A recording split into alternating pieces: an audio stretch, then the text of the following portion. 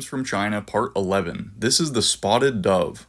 It's also known as the pearl-naped dove in China, and here's it edited into the painting of the lady with the pearl earring. Similarly to mourning doves in the US, they're also known for making very low-effort, low-quality nests composed of just a couple of sticks. And they'll basically nest on top of any surface, just like the mourning doves will here, where they'll go on top of a cactus or a plastic container or anything else. They're also frequent victims of falcons, kestrels, and other birds of prey, so when you look up images of them, they're oftentimes getting carried away by something else, so image results may be graphic, and he's offended. And these have to do with the Reddit phenomenon of place, which, if you don't know, is basically this thing that happens on Reddit every few years, although I think it's only happened like 2 or 3 times ever, where on a global map you can basically place small colored dots in different locations, and you can only place one every few minutes, and then like somebody else can come in and replace yours. So people compete for different locations to have like their country's flag or their ideology or whatever. But in random locations, there's just like art and other stuff. So this one's in Shanghai. There's a night heron, a black-crowned night heron. All of these are black-crowned night herons. This one's near Penguin Island, Antarctica, so not in China. This is probably my favorite at the Three Gorges Dam in China. There's like a ton of them, and we're going to have to look closer at this because I like all of these. I think these are all imitating different night heron-related memes, but is that night heron Hatsune Miku? Here's some in Wuji, one in Nanjing. Here's one in Japan. Here's one at a university in China. And then there's a small one, among other birds. I think I see a kingfisher there too in Chongqing, China. And then one more in Henan that's also imitating a meme of it looking like a cockroach, basically. This is the black-faced spoonbill. So I know American memes would take this in a different direction. But their behavior is very similar to a roseate spoonbill, where they rapidly shake their head back and forth in the water to catch food. So they're kind of made fun of for that. And because of the shape of their faces, there's just different perspective photos you can take of them where they look vastly different, and they can have some pretty silly facial expressions.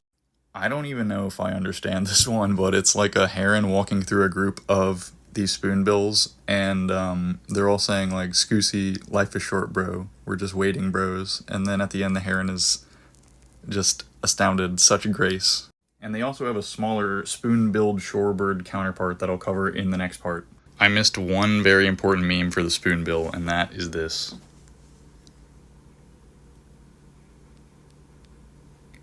Man. This is the spoon-billed sandpiper, and it's become a meme in China partly to raise awareness about the fact that it's critically endangered. Despite being a crowd favorite for how cute it is, they're critically endangered. There's only about 400 to 800 individuals left in the wild, and their population is still declining because of habitat loss.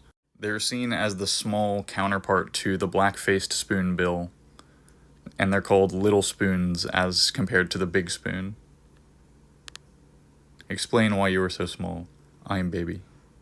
Here's another one with some of them posing.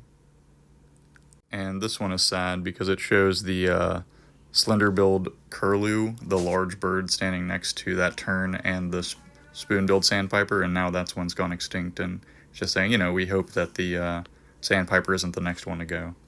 This is the hoopoe, or the Eurasian hoopoe, and it's a meme in China because, and I actually didn't know this, but apparently the hoopoe smells incredibly bad. It can have a smell of rotting meat or eggs as a predator deterrent. This one puts them in an ice cream cone as a stinky tofu ice cream. And I think people appreciate that it's a really pretty bird, like it's very unique looking, but apparently it stinks. I don't know. Today we're not making fun of the birds, we're making fun of the birders. So we have a few different stereotypes. The first, the eye-naturalist person, stares at birds, bugs, and plants indiscriminately, knows the scientific names for every species, always finds something they're looking for. I think this photo is Linnaeus, like the guy who invented modern scientific naming of species. Zero chance of disappointing yourself if you're looking for everything. Hephaestus, god of artisans and photography equipment, knows all the model's settings parameters, enough gadgets for an army. Why yes, I do know of nostalgic flavors of Suzhou. That's just an inside joke in China because like there's a famous photo of all of these like major photography stores, and then there's like this restaurant wedged in the middle that's nostalgic flavors of Suzhou. We'll have to cover that another time. The Zen Master, that's the lazy one. Total Zen, only bird where they live, and always brings a lawn chair. A small hill? Yeah, no way. If birds don't come to me, I'm not going to them. I'm back with more birder stereotypes. The first one they have here is Prometheus, the harbinger of lifers at their own expense. Has the worst luck, but the group gets lucky once they leave. You will see them as soon as I leave. Good luck. Everybody knows somebody with bad luck like that. Icarus, the lister, puts the lifer above all, has seen more species than their SAT score. I will see that sunbird today, even if I die. The Watchman, good at locating birds, can detect the smallest movements. Just kidding, can see them even if they aren't moving. You see those two atoms over there? That is our target species today.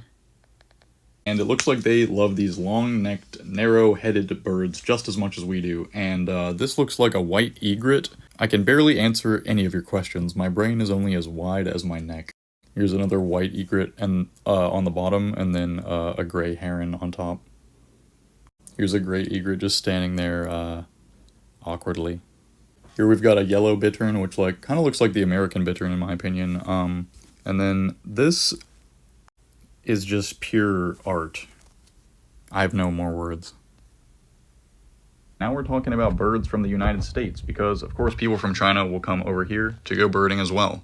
And famously, the American woodcock, especially the one that is known to be seen in Bryant Park, was very popular for Chinese tourists to come and try to photograph it. And so therefore it became a lot of memes. People's comments on their videos of the woodcock were filled with meeps. But other species of birds are appreciated as well, such as this tufted titmouse that is made a comparison to a certain bodybuilder that has like a pointy-shaped head. And then this is a red-tailed hawk just kind of standing like a person. Someone drew a snowy egret here in kind of a traditional ink style. This looks like a western coloration of a dark-eyed junco, but they do always look nervous. And being from Kentucky originally, this is my favorite. I really think this should be an emoji, officially, for the northern cardinal. This is a popular meme format where the old quote, "Great wisdom appears foolish," is basically just spliced up into different parts to categorize different things. And this is done with herons in this example. And there's also like some other egrets and water birds as well. This first one is the black-crowned night heron. Great wisdom appears foolish.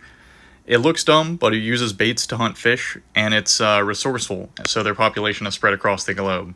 The second one, the green heron, is just great wisdom. It's like, it also uses bait to fish, but it's basically just better at doing it than the black-crowned night heron. This third one, the Malayan night heron, I literally learned about through this meme, and it's just great foolish. They're known as the big yam in Chinese memes, and they're an urban bird who are just completely oblivious. Here's an actual photo of one. They're so cute. The Goliath heron is just great, because it's the largest heron in the world, over 5 feet tall. Black heron is just wisdom. It uses its wings to form a circle to attract fish, like, I think there's other herons that do this, and cormorants and stuff. The Eurasian bittern just appears foolish. It has a silly looking face, you all know it. It just needs some reeds. And then the great egret, which also is pretty much worldwide in range, is just a dumbass.